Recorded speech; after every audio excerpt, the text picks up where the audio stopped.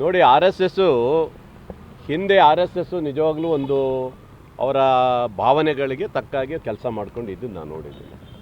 ಅದು ಇತ್ತೀಚೆಗೆ ಏನಾಗಿದೆ, ಈ BJP ಕೆಲವು ಪುಡಾರಿಗಳು ಅದಕ್ಕೆ ಸೇರ್ಕೊಂಡ್ಬಿಟ್ಟಿದ್ದಾರೆ. ಅದನ್ನು ಅವರಿಂದ ಈ RSS ಹಾಳಾಗಿದ್ದು ಬಿಟ್ಟರೆ RSS ಇಂದ ಯಾವುದೇ ತೊಂದರೆ ಇರಲಿಲ್ಲ.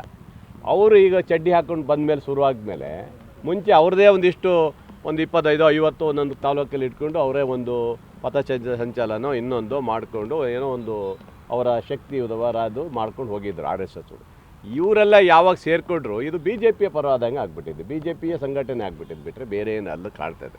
ಹಿಂದೆ ಪಟ್ಟಾಭಿ ಅವರೆಲ್ಲ ಶಿವಮೊಗ್ಗದಲ್ಲಿ ಇದ್ದರು, ಅವರೆಲ್ಲ ಇದ್ದಾಗ ಆ ಥರ ಏನು ವಾತಾವರಣ ಕಾಣಲಿಲ್ಲ ನಮಗೆ. ಇವತ್ತು ವಾತಾವರಣ ಬೇರೆ ಥರ ಇದೆ.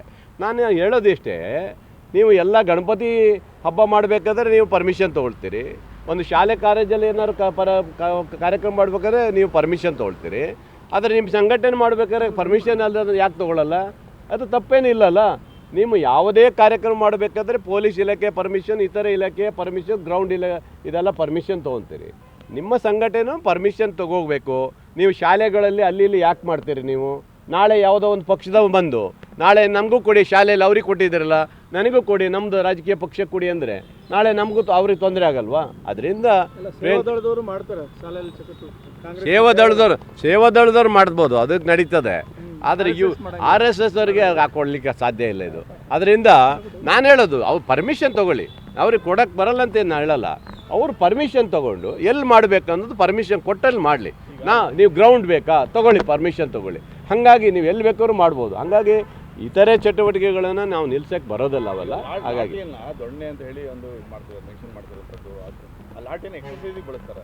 ಅದು ನೋಡಿ, ಈಗ ಕೆಲವು ಕಡೆ ಎಕ್ಸರ್ಸೈಸ್ ಮಾಡಿಸ್ತಾರೆ, ಕೆಲವರು ಇದು ಕತ್ತಿ ಬೇರೆ ಹಿಡ್ಕೊಂಡಿದ್ದಾರೆ, ತಲವಾರು ಹಿಡಿಬೇಕು ಅಂತ ಹೇಳ್ತಾರೆ. ಇವೆಲ್ಲ ಯಾವ ಇದ್ದಾರೆ ಈ ದೇಶದಲ್ಲಿ ಅಲ್ವಾ? ಅವೆಲ್ಲ ಮಾಡಲಿಕ್ಕೆ ಅವಕಾಶ ಇದೆಯಾ? ಹೇಳಿದಲ್ಲ, RSS ಅವ್ರ ಬಗ್ಗೆ ಈಗಾಗಲೇ ಭಾಳ ಜನ ಕ್ವೆಶ್ಚನ್ ಮಾಡ್ತಾರೆ. ರಾಷ್ಟ್ರ ಧ್ವಜ ಹಾರಿಸಲಿಲ್ಲ, ದೇಶದ ಬಗ್ಗೆ ಇದು ಮಾಡಲಿಲ್ಲ. ಅವರೇನು ಸ್ವತಂತ್ರ ಹೋರಾಟಗಾರರನ್ರಿ? ಅವರು ಏನು ಇಲ್ಲಲ್ಲ. ಆದರೆ ಅವರಿಗೆ ನಾವು ತೊಂದರೆ ಕೊಡೋ ಅಂಥದ್ದು ಏನೂ ಇಲ್ಲ. ನಾನು ಹೇಳೋ ಪ್ರಕಾರ ಇಲ್ಲ, ನನಗೆ ಆ ಥರ ಮಾಹಿತಿ ಇಲ್ಲ. ನನಗೆಲ್ಲ ನಾ ಹಿಂದಿದ್ದಾಗ ಆ ಥರ ಇರಲಿಲ್ಲ, ಒಳ್ಳೆ ರೀತಿಯಲ್ಲಿ ನಡೀತಿತ್ತು. ಈಗ ಬಂದಿರುವಂತ ಹೇಳಿದಲ್ಲ, BJP ಕೆಲವು ಪುಡಾರಿಗಳು ಯಾವಾಗ ಚಡ್ಡಿ ಪ್ಯಾಂಟ್ ಹಾಕಕತ್ತಿದ್ರು ಅದು ಸ್ವಲ್ಪ RSSಗೆ ಕೆಟ್ಟ ಹೆಸರು ಬರ್ತದೆ. ಬಿಟ್ಟರೆ ಅವ್ರು ಮಾಡ್ಲಿಕ್ಕೆ ಹಕ್ಕಿದೆ, ಅವರ ಹೋರಾಟ ಅವ್ರು ಏನಿದೆ ಅವ್ರು ಮಾಡ್ಕೊಂಡು ಹೋಗಲಿ, ನಂದೇನು ಅಭ್ಯಂತರ ಇಲ್ಲ. ಪರ್ಮಿಷನ್ ತೊಗೊಳ್ರಪ್ಪ, ನಮಗೇನು ಅಭ್ಯಂತರ ಇಲ್ಲ ನಾನು ಹೇಳ್ತಾ ಇದ್ದೀನಿ ಅಷ್ಟೇ.